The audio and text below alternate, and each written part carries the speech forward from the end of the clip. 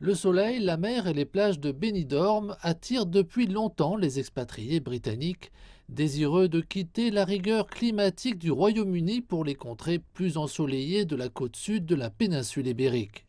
Officiellement, environ 360 000 Britanniques vivent en Espagne, mais le nombre réel est beaucoup plus élevé en raison du nombre d'expatriés non enregistrés. Ces Britanniques vivant en Espagne font aujourd'hui face à un avenir incertain.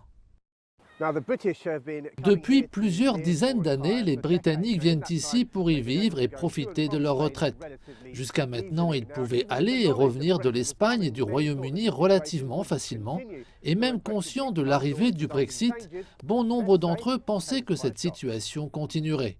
Ainsi, lorsque le Brexit et ses conséquences sont apparues, le choc n'a pas été sans douleur.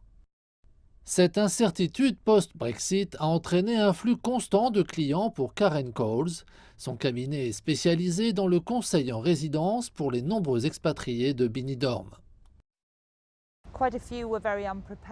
Un bon nombre d'entre eux étaient très mal préparés, non seulement rattrapés par la situation de la COVID, mais aussi parce qu'ils ne s'attendaient pas non plus à ce que le Brexit se produise. De plus, ils n'ont pas vraiment réalisé la portée ou l'impact que cela aurait.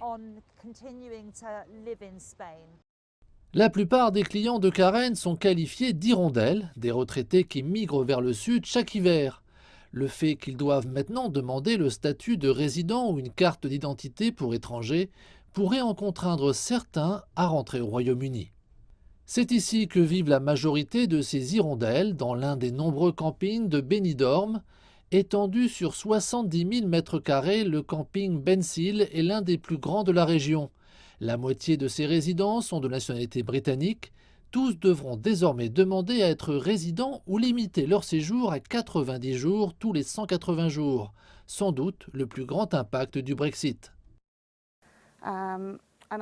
Je crois que beaucoup de gens partiront, incapables de rester aussi longtemps qu'ils le souhaitent.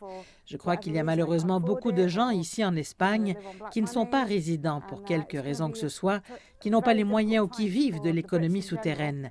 Cette période va être très difficile pour les Britanniques en général, mais aussi pour les campings.